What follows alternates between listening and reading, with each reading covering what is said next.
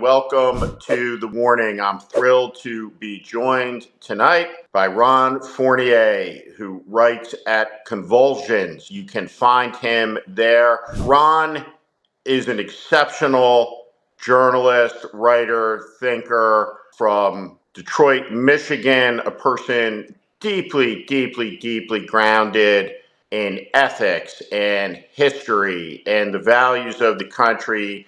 It's one of my first reads every day. Ron Fournier is the real deal as far as journalists go. In a different era, Ron was the chief White House correspondent of the Associated Press, which in the world of journalism, that's the equivalent of like a supreme commander title, right? You are the man, and Ron and I have had fights. We've had tough conversations. I've hung up the phone on him. He's hung up the phone on me. I suspect a time or two. No one I respect more. And as we get going this evening, my first question for you: what's the lead of the story today? President Trump caves on tariffs to 75 plus countries, escalates the trade war on China, and declares victory. Period. It's all bullshit. Why, after 10 years, you were a fearsome presence in the briefing room in the White House? And as somebody who was a spokesperson for the government, I never lied. And when I was wrong,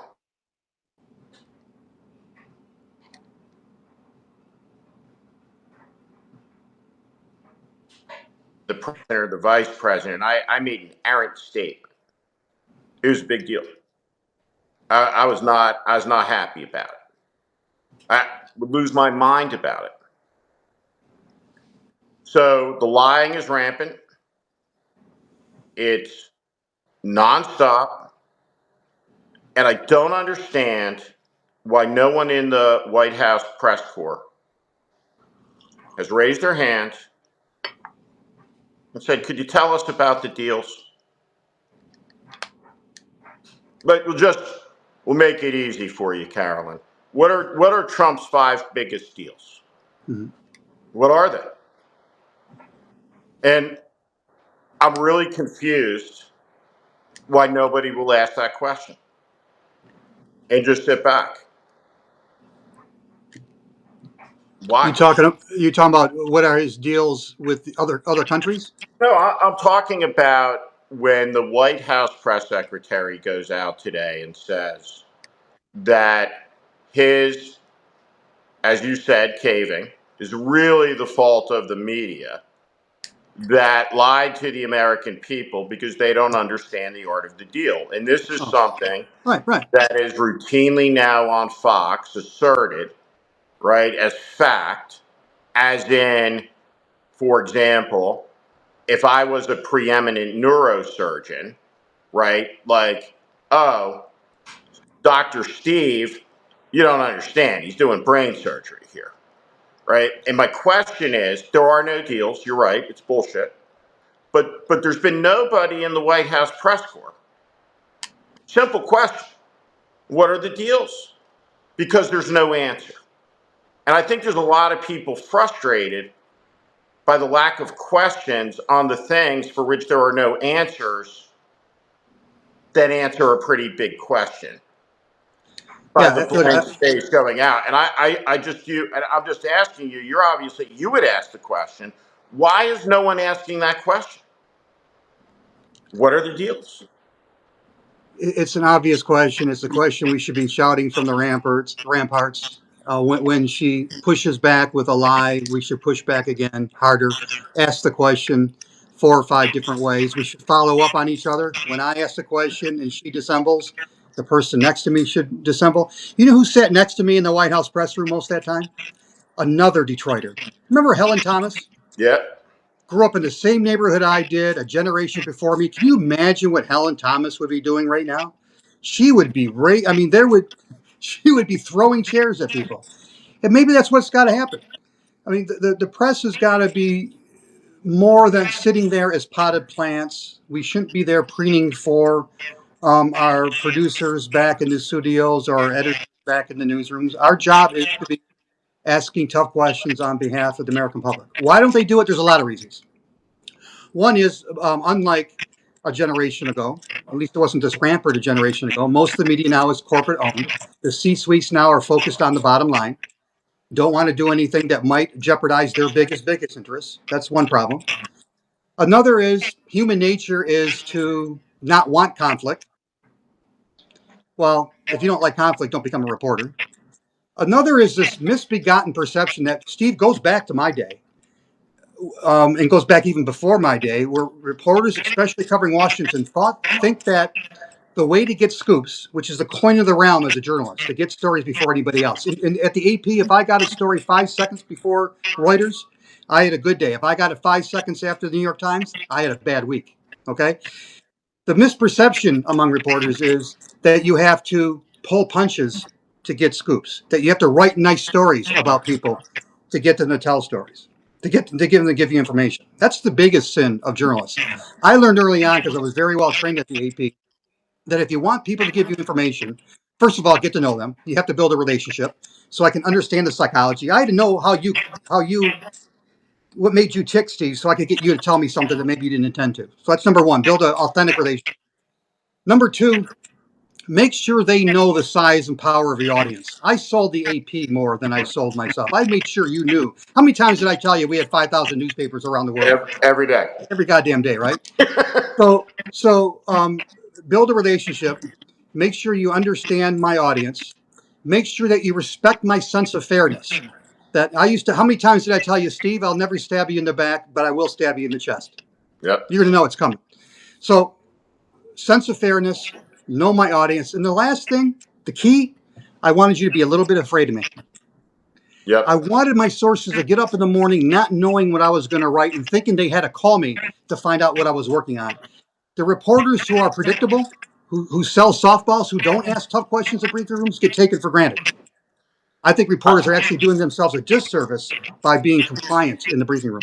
I think everybody, we are having a technical problem with the connection here that I'm looking at. I'm seeing a lot of different noises. Can you hear okay, Ron? I can. Do I need to put my earphones in maybe? Maybe if you put your earphones in, that will help. Again, let me welcome everybody this evening. We are working through this connection issue.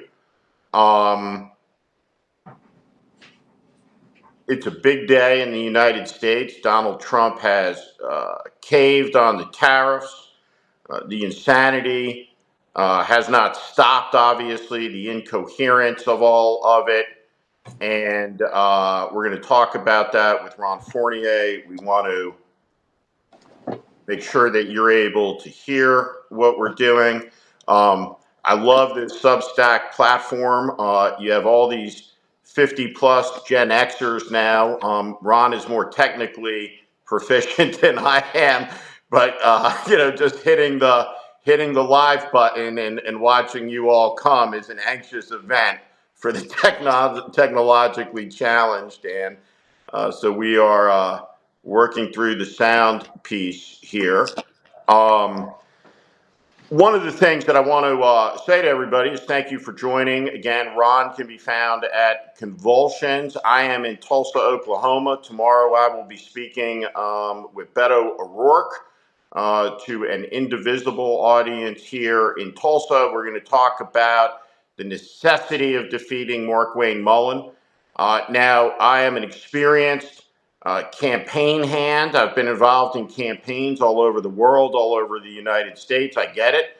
Oklahoma is a Republican state, but trust me, the obliteration of people's wealth, their security, their businesses, their child savings, all of it, people are going to vote these people out. They're going to vote them out and an industrial level. But the reality is, and I was talking to Ron about this earlier today, voting all of them out and replacing them doesn't necessarily change the dynamic in the country where we've been pitted against each other by the algorithm, by powerful institutions, by powerful politicians, where the American people have been abused by dishonesty, abused by MAGA dishonesty, abused by Joe Biden's dishonesty about his condition, and the result of all of the dishonesty, which is all rooted,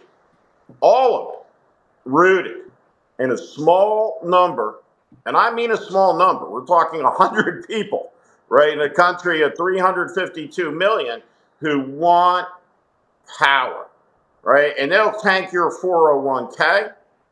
They'll put somebody in chains. You look at Kristi Noem holding a M4, pointing the barrel at the head of the agent next to her, the incompetence at every conceivable level. So we're going to unpack some of that tonight. First thing I want to say, I do not have one iota of doubt whatsoever about how all of this will end. This will end in a season of American renewal. That is where this will end. Frederick Douglass talked about this. At the lowest moment of Frederick Douglass's life in 1857, after the Dred Scott decision, deeply depressed. And when we're depressed, it's good to have friends to lift you up. And one of Frederick Douglass's friends was Harriet Tubman, and she came to him, looked at him, and she had a question. She said, "Is God dead, Frederick?" And he knew instantly she had called him out. He was a faithful man who did not meet his own standards in that moment. And Bishop William Barber told me this story. He said, Frederick Douglass instantly realizes he's been guilty of idolatry. He's depressed because his faith was vested in men in the Supreme Court, not in God's plan. So Frederick Douglass doesn't have Substack, and Frederick Douglass doesn't have X, so he prepares a speech.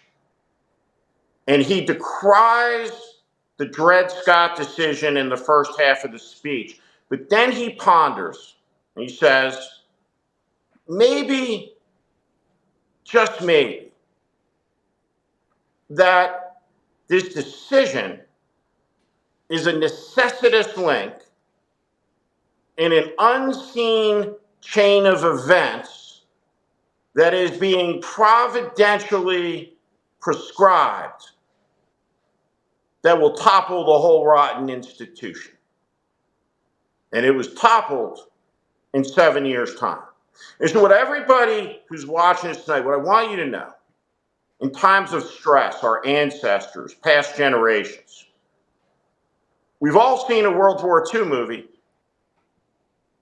but the story of World War II in the movies we've all seen has never lasted more than 3 hours. World War II and the Civil War and the Great Depression, they lasted day by day, just like the Trump era is. 24 hours, 7 days a week. There's going to be funerals. There's going to be birthdays. There's going to be weddings and christenings. There's going to be sad days and good days. But we're going to live in this era. Not just fighting it. It's not an episode of a television series, no matter how Donald Trump portrays it. We're going to have long, hard days, and people will suffer.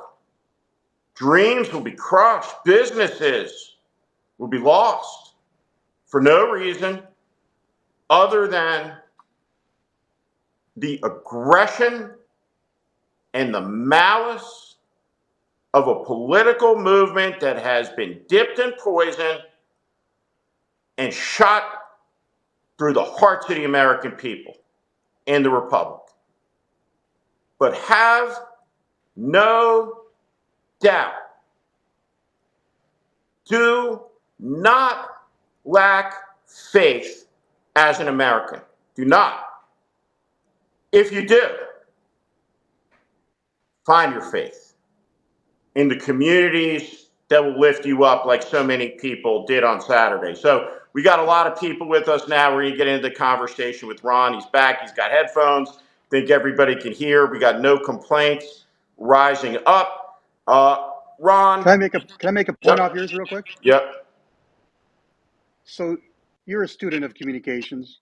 When Frederick Douglass wrote that speech, in the 24 hours after his speech, you could probably count in the hundreds the number of Americans who read the words, in the dozens who heard it, in the hundreds who read it. After a few months, it might have been in the multiple thousands of people who read it back in the time, right? There are probably 10 times as many people watching this Substack live right now. Yep. So Frederick Douglass, helped change the world with that speech. Abraham Lincoln, with a speech written on the back of an envelope on the train on the way to Gettysburg, reframed the American story in 272 words. They didn't have Substack. They didn't have radical connectivity. They couldn't gather everybody around an electronic fireplace like this and say, we deserve better. Today's a monumental day in the history of the country. 165 years ago today, Robert E. Lee surrendered to Ulysses Grant. And the Civil War, which killed 800,000 Americans, came to its end. I'm speaking at an Indivisible rally tomorrow. And I'm gonna tell you what I think the difference is between Indivisible and the Democratic National Committee and the Democratic Party. Indivisible is a national movement in all 50 states. And the Democratic Party is not a 50-state party. The Democratic Party has disenfranchised and disinvested the American South, the Intermountain West, the industrial Midwest. It's non-existent to non-competitive. Hundreds of millions of dollars are spent in any election cycle, and none of it in these places. So, in order to defeat MAGA, it would be healthy to have a national political party in opposition, but there's not a national political party, and there's not a national political party in opposition. There is a national opposition movement that is coming together, and there are Democratic politicians who you see out there who are trying to maneuver, scheming, in really a moment of exigent crisis. Gavin Newsom.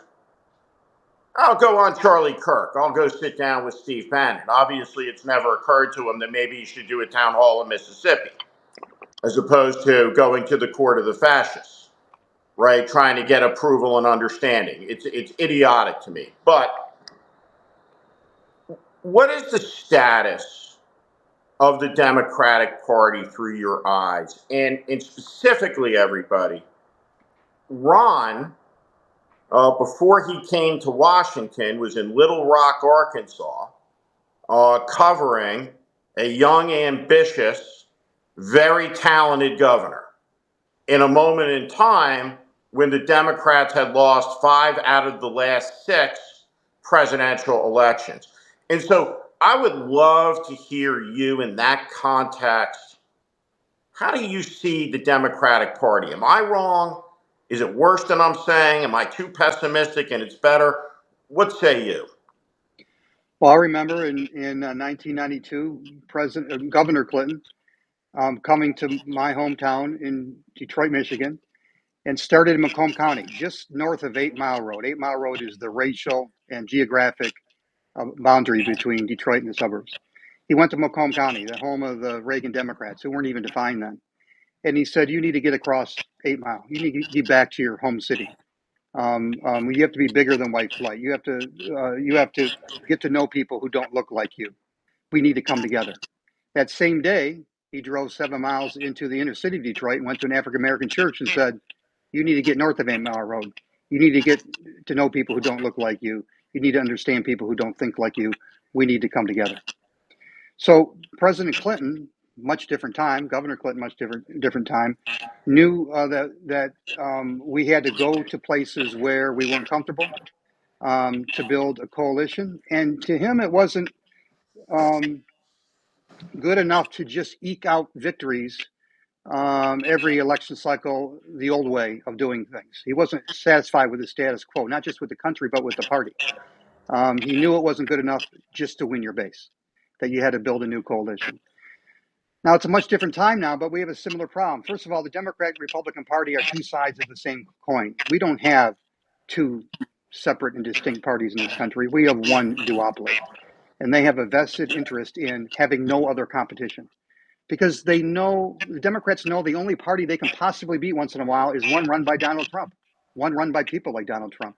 And Republicans know the only party they can possibly beat is one that's hollowed out as a Democratic Party. They don't want competition. We need a movement that doesn't just beat the Republicans by a couple House seats and a couple electoral votes. We need a supermajority party that can beat MAGA by a landslide 3 or 4 election cycles in a row. Create an FDR type Yeah. coalition that changes politics, reforms politics from the bottom up. Well, part of this, right? Part of this, like that we're having right now, right? This insanity this week. This is a direct result of Chuck Schumer's appeasement of a few weeks back, when he did not fight on the spending bill and offered no resistance.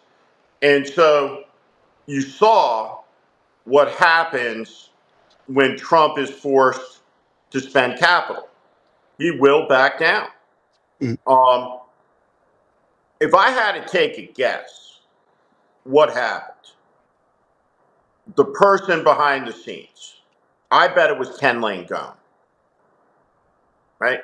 I think Ken Langone, who's the founder of Home Depot, and he was in the newspapers, and he's been a huge Trump supporter. He's been outspoken on politics for years. He's a huge philanthropist in New York City.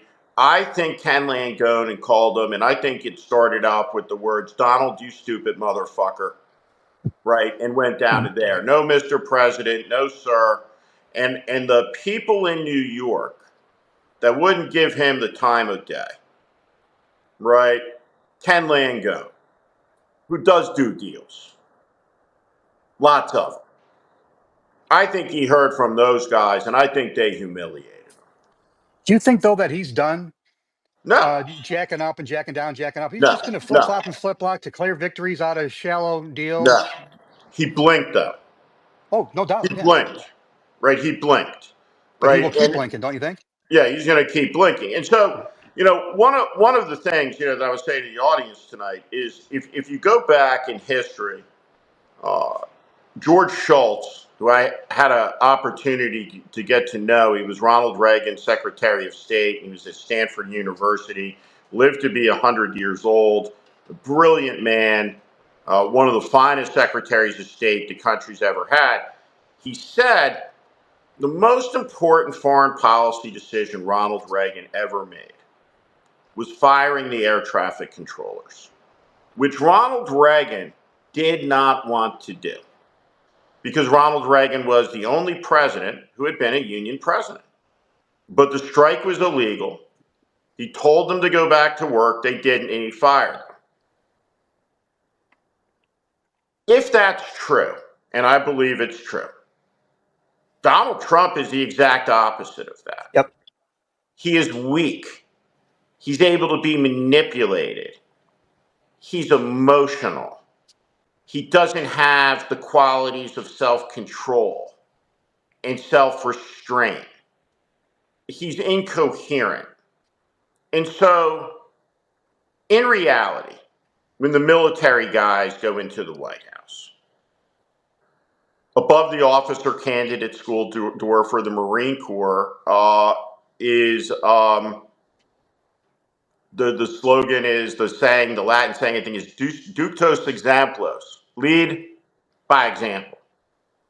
And so the military, basically in its education system, from the moment the kid comes out of the bus and puts his feet on the boots, teaches a curriculum that gets more complex over time. But it teaches the meaning of the word authority,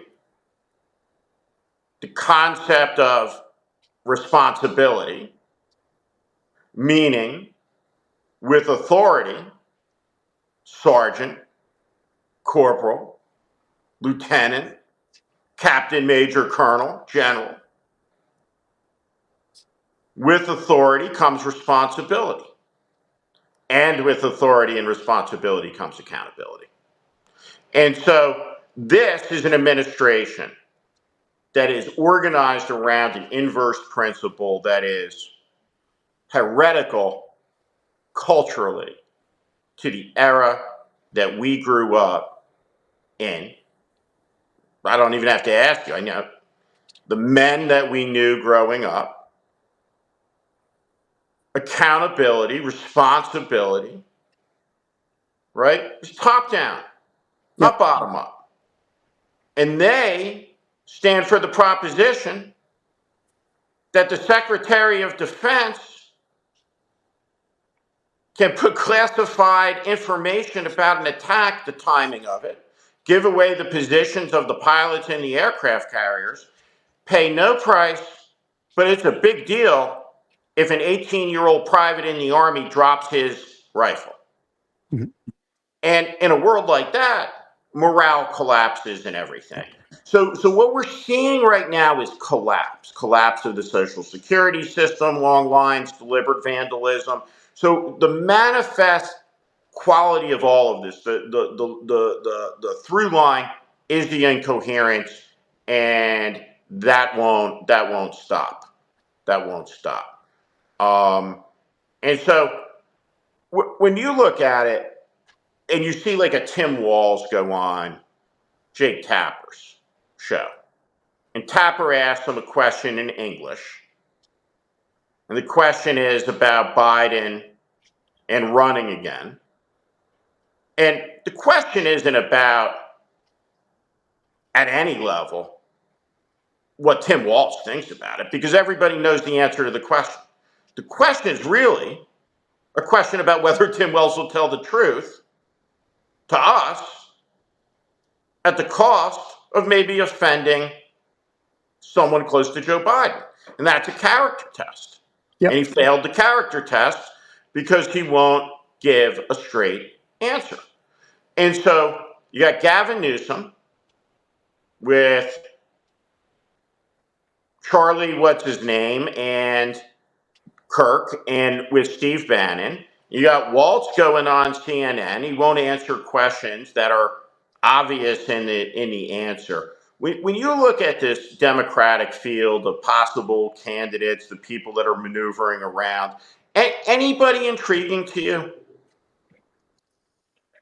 No one strikes me intriguing in small ways. I think Pete Buttigieg is one of the most smartest communicators I've seen this side of Bill Clinton. Governor Whitmer is someone who I know well, and I think she's done a good job in my state. She had a horrible day today in Washington. Um, but nobody in a big way, nobody in a transformational way, nobody that looks ready to have the moxie, the skill, the guts, the determination, the vision, the insight to say we're going to do things dramatically different. We're going to create a movement that includes a lot of people who are voting for Donald Trump right now. We're going to go out and talk to them again. We're going to listen to them again. We're going to figure out how to bring them under this tent. And we're going to figure a way to change the way we do politics in this country. We're not just going to win an election on hope and change and then do things the same old way. We're going to change this country. I don't see anybody thinking that big, talking that big. It's all tactical small ball stuff. I'm going to go on Charlie Kirk. Governor Whitmer, I'm going to give a speech today that's nuanced on tariffs and yuck it up with the president in the Oval Office. It's all small ball. I don't see anybody. Now we're 4 years out, but I don't see anybody big enough for the challenge in the times that we're facing. What Now, would you I'll do? caveat with this. 4 years out from 1992, if you'd said your governor might become president, I would have laughed you out of the room. you know, you know, things can change. People can rise. But right now, I don't see it. Do you believe that we will see any whatsoever pushback out of the self-survival instinct of the politician, right? Which should never be underestimated. For example, I can tell you, average senator and member of Congress, your majority's gone on the MAGA side. It's gone, right? Um, I don't know how big the loss will be, but it could get up to catastrophic, and it's probably going that way. And but I guess you'll lose your seat, but like Trump will still like you. Um, and I don't understand the psychology of that. I'm looking at some of the names coming on. I will say this: if you're one of the types of people like that, it's running for president, and it takes 20 people to prep you for the Tapper interview. To answer the obvious question, it's all over, right? And so, like Cory Booker, to me, demonstrated a core skill. He got some help at the end, but basically, he spoke extemporaneously for 25 hours. And a lot of it was really good. Right? He knows what he believes. Bernie Sanders knows what he believes. And so I think the conviction is a But where were they? fundamental Where were they? entry point. Let me interrupt. Where were the two of them? Yes, I think Bernie's done some amazing things. Booker, it was a great filibuster. But where were they 3 years ago when it was clear to any average American that Joe Biden was no longer up to be president, much less up to take on Donald Trump a second time? I didn't hear either one of them saying we should have an open primary. So, how would Bill Clinton, at age 46, given all of the circumstances as they are, give me your best take on how Clinton would have approached the Biden piece? Because to me, this is the lock that has to be opened. Because what we share in common is all of these MAGA voters have been lied to and abused. Yep. And a lot of Democratic voters were lied to and abused and shouted down by their party, who lost an election on questions of honesty to the most prolific liar in American history. Honesty on the border, honesty on Biden's health, honesty on the economy. That's the sin. They lied, It's they gaslit, they abused, they shouted down the press, they used their power, right, to demand more, more, more. And so, to me, in this is a framework for forgiveness between the American people, because what we share in common is we're abuse survivors. yeah. These people are supposed to work for us, and they have become our abusers. And because of the power of the algorithm and the propaganda, if you dare say, hey, he shouldn't run, you're shouted down by a mob that treats their politicians who work for them like my 12-year-old daughter relates to Taylor Swift. Yeah. You saw it firsthand, my friend. I did. I did. I did. Um, how do you fix that? I don't think Other it's than that suffering. complicated. Other than I don't think suffering. it's that complicated. At a time when the American public is craving authenticity, when they're used to being lied to, the best way to be authentic is to be authentic, is to speak the damn truth. It would not be hard. It would not have been hard 2 years ago. It would not be hard now. It doesn't even have to be somebody as brilliant as Bill Clinton was in his prime. It doesn't have to be a Barack Obama or a Ronald Reagan or a Teddy Roosevelt or Frank. It just has to be somebody who's honest and has the skill sets to run a decent campaign, who starts by saying, I want to apologize on behalf of my party. We misled you. The elites in my party The same folks who let us get defeated twice by Donald Trump were not honest about Joe Biden. He should not have run. He was not capable of beating Donald Trump, and he really wasn't capable of being president. He was a good man, but he should not have been running for a second term. I'm not going to lie to you. Look at the mileage Bill Clinton got in 1992 by calling out a rap singer for swearing. Yeah. The Sister Souljah moment. I mean, this is Sister Souljah on steroids, and it's so easy to do because there's not an American who isn't captive to lemming-like behavior of the left and the right-wing base who didn't know even before that debate that he wasn't up to the challenge. I feel Now like here's the real problem. What I don't know is that maybe I'm being a little too naive about the American public. At a time when we all can now walk around in intellectual bubbles and only gather on Substack and listen to somebody we already agree with, a time when we don't have to bump into an opinion that confronts with our biases, do the American people really want to know the truth? It used to be, Steve, we said we have to teach people internet literacy. We have to teach people how to know the difference between fact and fiction online. I'm wondering if we got to teach them to want to care.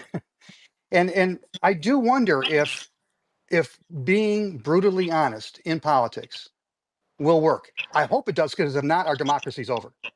Somebody needs to try I it. agree But I with that. do wonder if what you and your candidate went through is a symptom of a bigger problem. That's always going to happen when truth is spoken to the left and truth is spoken to the right. That's bigger than our leaders. That's a we the people problem if we're Well, not willing to face the truth. I had on my podcast today Chris Whipple, who's written the book about the Great writer. Biden, about that, and a great reporter. But we're having the conversation, and he's like, "Well, the inner circle know, but all these other people didn't know." And I said, "Nonsense! It's I knew." correct. I said, "I Yeah. knew," and I didn't. I was not an employee of Dean Phillips. I didn't run the campaign. He was on my podcast. People can go back and listen to it, and you can listen to that conversation, the context today, as opposed to then.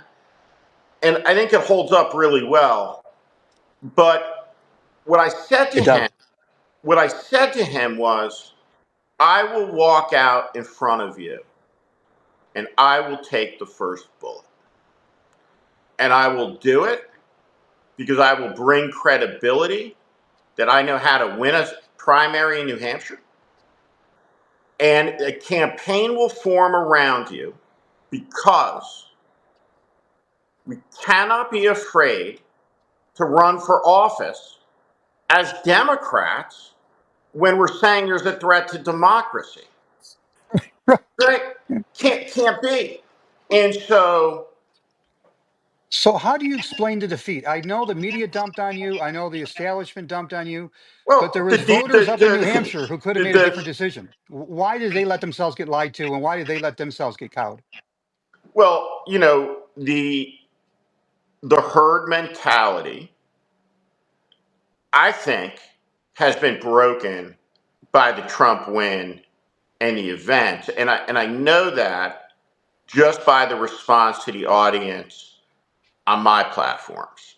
And so I'm listening. I'm watching all of the people making comments about about their candidates and everything. And I want to say something. Ron understands this. And I don't know if there are any 1883 fans on the line, or 1923 fans, but I tell people who are thinking of running for president to watch 1883.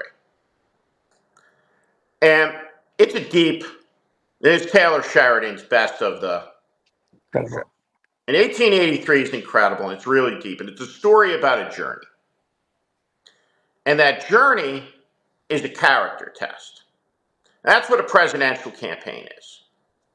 It is the world's most elaborate character test. And that's what people who go through it are going to discover it, and you got to see how they meet the test. You just don't know, right? Can they control the people around them, right? Presidential campaign's a cauldron of insanity. I joked around and said if I ever did another national campaign, my first 5 hires would be psychiatrists. Right? For for 4 of them for you, right? right, a team of psychiatrists, and a joke writer. Mm. But it's a brutal undertaking, and an unforgiving one. And people, I think, who want to do it this time are going to have to. I think that Mayor Pete's biggest liability is that he's been planning. It's not that he's gay. Some people will say, is the country ready for a gay man? I think the country would elect Pete Buttigieg to be president. I think Pete Buttigieg's biggest problem is that it's clear to me that he has been plotting his presidential campaign since age 4.5 at the latest. Well, but Bill Clinton had that same problem. He overcame it. I think Bill Clinton started plotting it at age 2.5. Right. Right? No one ever plotted it earlier. Mhm. I'm not sure that a campaign rigged around the ambition and the qualification of a person as opposed to a person who fits into a moment atop a movement, like that to me is the person who's going to go. When I look at the Democratic candidates out there, right? When I wave a wand, to me there are two candidates that are not on any list, right? That are right now as front runners, but are both former congressmen who lost Senate races. And I think they're the two best athletes in the Democratic Party for what's Who's next. that? I think it's Tim Ryan, and I think it's Beto O'Rourke. Hmm. I think that those are the two best candidates by a performance perspective that are rooted to the kind of the right vein of politics. Is either one ready to be president? Huh? Are they ready to be president? I think that both of them are they're both very stoic. They've lost races. People are saying the governor of Illinois. I think that J.B. Pritzker has claimed to be the best governor in the country. Is J.B. Pritzker, right? He looks like a Monopoly character, and he's a billionaire, Mhm. right? So is J.B. Pritzker going to be able to do what FDR did, right, and become a traitor to his class, right? J.B. Pritzker can be president if J.B. Pritzker is able to say what FDR did at the convention. I'm just like, Yeah. which is that all of these people have come at me like no other person in the history of the country, and I welcome their hatred. Yeah. If J.B. Pritzker can do that, J.B. Pritzker's in. Mhm. I think the governor of Colorado is there. I thought Whitmer had a terrible day today. I did not look Horrible. like a major leader to me. Mhm. And she had a real shot to run 4 years ago. I think 4 years ago, in 24, not 4 years ago, it'll be 4 years ago. I agree. She didn't run. That was her window. I think I'm looking at the names. I think one of the things I want to ask you about this, any California candidate, and you live in Michigan, I think, tell me if I'm wrong on this, and I will not take a backseat to anybody in my love of California. I love the state. There's no town in California I haven't been to. I've lived in California on 6 different occasions in my life. I've never lost a race in California that I ran. I love California. I don't think the American dream can survive the collapse of the California dream, and the California dream collapsed, and it took the American dream with it. And you have to rebuild the California dream to rebuild the American dream. When we graduated college, everybody wanted to go to California, right? I mean, California dream, it's a thing, right? People go there to start over. And today, if you ask Americans in 49 states, do you want to live in a state like California? Everyone would say no. No.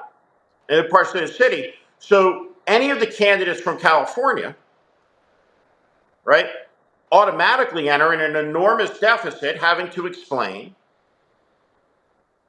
why people right, want to elect somebody from a state that no one wants to live in because it's too expensive, the schools don't work, and the government is failing. In fact, it's so incompetent they burned down the Pacific Palisades in the manner that they did.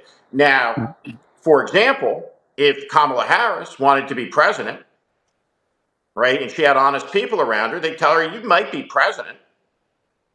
I don't know. But your earliest shot to do it's 2032. Mm-hmm. Excuse me. Yeah, 2032. No, 20 or 2036. 36, yeah. Right? After you've been a Governor. great, great governor. Mm-hmm. I love this. I see somebody saying, oh, Lord, Steve, 100-mile-an-hour winds, for fuck's sakes. That's a perfect example of what I was talking about Yeah, earlier, right? yeah, yeah. If you'll defend Karen Bass's conduct, right, after promising, hey, I'll never leave the state, the fire alerts go out and she's in Ghana. There's no words, right? We're not going to eradicate MAGA by mimicking Yeah. their blindness to the truth. Yeah. Until we can start telling the truth to ourselves, we're not gonna put them out of politics. Do you think that that's the threshold? To me, it is. Is it you cannot have two dishonest parties and defeat MAGA. If it's two No, dishonest parties against MAGA, MAGA's like the fucking Yankees, the yeah, 27 Yankees. They that was never my point lose. earlier when my headphones were messing up. Is we don't have two parties. We have one duopoly, and they're both lying to us to different degrees. I think one party's much worse than the other, but Oh they yeah. both aren't getting the job done. And we need a movement. We need a leader. We need a new party or a better Democratic Party that can, yes, start with the truth and help people navigate the harsh shoals of change that we're going through: economic change, technological change, demographic change, with honesty and with competence, not with gaslighting and lies. And both parties are guilty of that. I was reading a speech, and I wrote about it last week. And there's this kind of this human sensibility sentiment, that came through in the speech. And the speech was by President Harding, dedicating the Lincoln Memorial. And he says in the speech, he goes, "I wish Lincoln could be here." Right? You have that, right? I mean, whether it's your parents, it's a grandparent, right? You would love, right? Someone that you care about to be able to see. Right? I mean, do you imagine, right? If the founders of the country were gathered, right? And you could talk. You had an hour with them, Mhm. right? Like where to start, right? I think I would show them Barack Obama's portrait, the 44th president to George Washington, Mhm. and how all that worked out. But I would say, look up at the moon, gentlemen. Our flag is on it, and it's got 50 stars. The greatest republic in the history of the world is what you conceived. And it has survived for 250 years to this moment. And you think about this kind of sentiment that you want to be able to know. And the reality is, Lincoln, of course, a martyr. Medgar Evers, a martyr. Martin Luther King, a martyr. But none of us will or are supposed to see the finished America. It I, endures beyond our lifetime. It is beyond and bigger than anything that's really comprehensible. And so the country and its endurance beyond any one person's lifetime or so much more important than any one person. And we're in this moment, and I, at 54, and I hope that I'll have a long life. But more than anything, when the time comes, whether it's suddenly or a long period of preparation, I want to know my country, as I leave it, is in good hands. Amen. What I would say to them, Steve, is Mr. President, Mr. Vice President, Mr. Jefferson, Mr. Franklin, you built us a republic, as you said, if we can keep it. Gentlemen, we're having a hard time keeping it. And you built it at a time of enormous social change, economic change, demographic change, technological change. What you did is you destroyed the old system and you started anew. Gentlemen, we need to destroy the current system and start anew. We need a new revival, not a negative one that's based on fear and grievance and hate. We need a populist movement like you built, gentlemen, one that's based on hope and idealism and aspiration, and that appeals to what a second founder someday, gentlemen, will say are better angels. Can you help us build that? I know what they wouldn't say is, okay, let's start with the Republican and Democratic Party as you have it now, and let's see if the Democrats can win the next election by 40 House seats, and let's see if they can win the presidency with 310 electoral votes, and let's continue the system where we have dark money, and where we have closed primaries, and where we have rigged redistricting, and where we have. They're certainly not going to say let's have a system where only two parties have a fair chance at winning.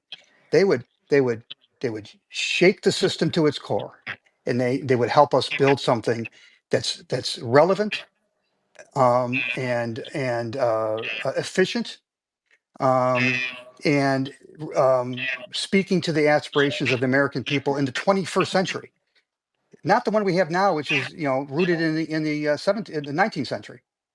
That's what I would tell them. We need your help in building a new republic that we can keep. I just saw one of the commenters suggest the American Revival Party. That's a great name. We need it, baby. We We need might something. steal it from you out there. Inside the Democratic Party or outside, we need a revival. It's I think that more than anything else, right now, people need to hear recitations and assertions of our values, Yes, sir. We and need a what new we American believe story. in about freedom. And one of the things that I hope that Democratic governors will do in Democratic states is to extend invitations to European leaders to come to their state legislatures in the 250th anniversary of the founding of the United States. Interesting. This is incredibly important for President Macron. Lafayette's tour of the United States Yeah. came 200 years ago at a time when the country was on the edge. Uh, Trump's hero, Andrew Jackson, was suspect of whether he would concede the election to John Quincy Adams, and he did it in front of Lafayette in New York. Yeah. And so I think that the American gospel of liberty, which has spread all over the world, right? When the American Revolution was won, Lafayette said, "Liberty has its country, humanity has its victory." And he predicted that it would save this new country, this new world, would come to the rescue of the old world in time. And it did. And so when you see the Spanish prime minister of a left of center party, or you see the German chancellor of a right of center party, but deeply connected in a shared system of values that were propagated by this country, we now have to have the humility, I think, to be able to hear our American message delivered back to us It's a great from idea. our friends in a time of crisis. And Rebecca B says, are we too late? No, we're not too late. We're just starting, Rebecca. We're just starting. We're getting late, but it's not too late. Winston Churchill believed in 1940 it was too late. Mhm. In his quiet moments, he believed it was too late. For good reason. And for good reason. We're a long, long ways away And from by the where way, Winston and Churchill as you know, was there's a in through line 1940. between the reasons he was worried we were too late and what we're going through now. It was the Yes, American First movement that almost made us too late back then. absolutely. Mm. And FDR sent Harry Hopkins, his close advisor, who lived in the White House, Yeah. with him Mhm. upstairs on the second floor. And one of the great stories for everybody, if you read, is the menagerie that was the FDR White House I would when have loved to have been there. Churchill was in residence and Harry Hopkins was, and Eleanor Roosevelt's living on one side of the But residence, and FDR dating on an the AP reporter right, and and Churchill's half and, naked half the time. and Yeah. Churchill's running around. Churchill's running around naked. Roosevelt's drinking. But FDR sent Hopkins to London to say, are they going to stay in? Because FDR rightly said, we don't want to give a lot of weapons that are going to fall into the German hands. The French surrender, and the French have the largest navy in the world. And it's fallen now into German hands. And the French government says, we won't give the ships to the Germans, and the peace deal will just stay mothballed while the peace.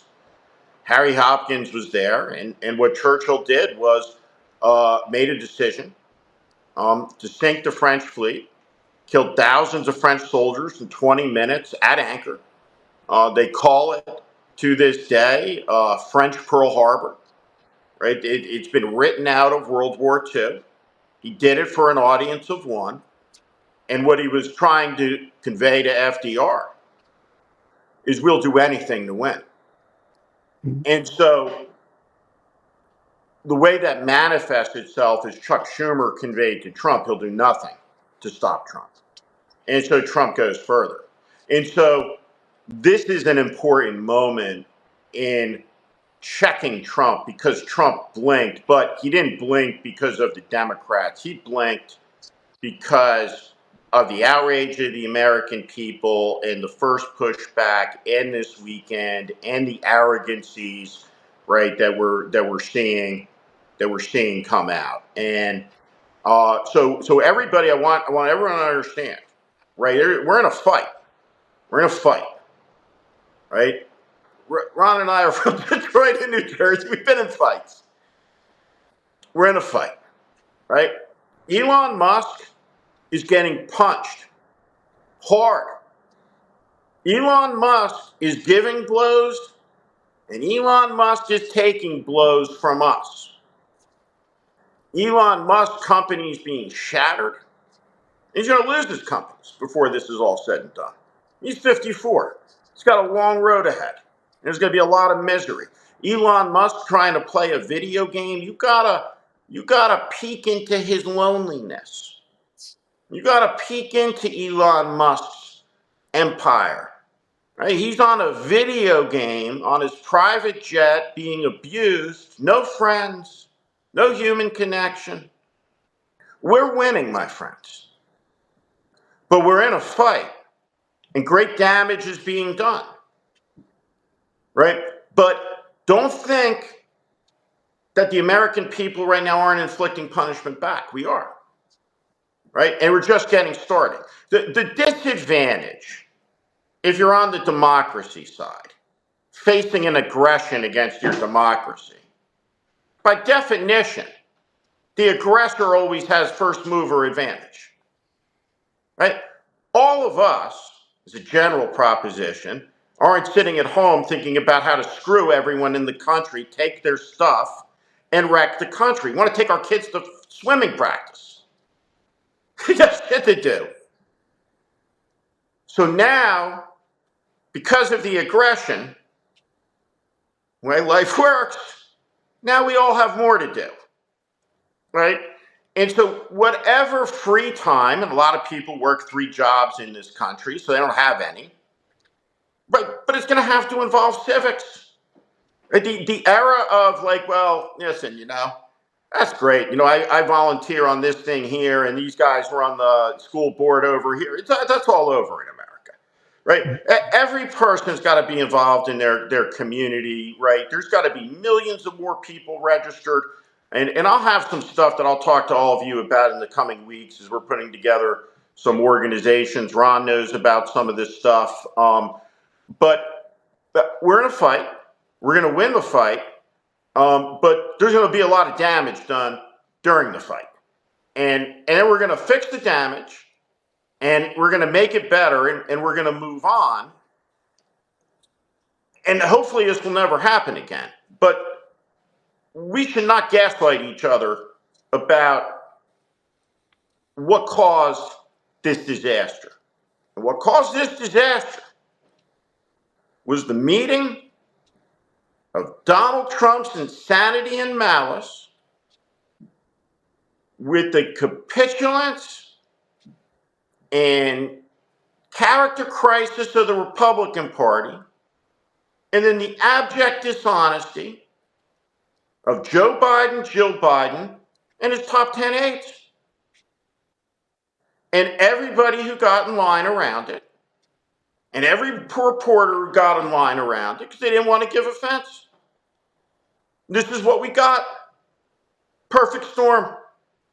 So with that, I want to thank everybody for coming on for the hour, for the conversation, and I just want to give you the last word, Ron, to say goodnight to everyone. We got a couple thousand people on tonight, and again, you find Ron at Convulsions. I just urge everybody, right? 2,000, spread it to your friends. People have to be better informed. And I'll just be rarely blunt. If you're not reading Ron Fournier, you're not as informed as you could be. He's one of the preeminent journalists of the last 50 years in the United States, an American patriot. So I'm going to leave it to him to close the words. Convulsions is where you find Ron Fournier. It's the best of the best. Ron, over to you. Apologies for the technical difficulties. Keep the faith, everybody. Follow Steve. I'm Steve Schmidt. This is The Warning. I invite you to join this community where I promise to be honest, blunt, and direct about what is happening in this country. America is in crisis. Follow and subscribe to this channel and on Substack. Thank you.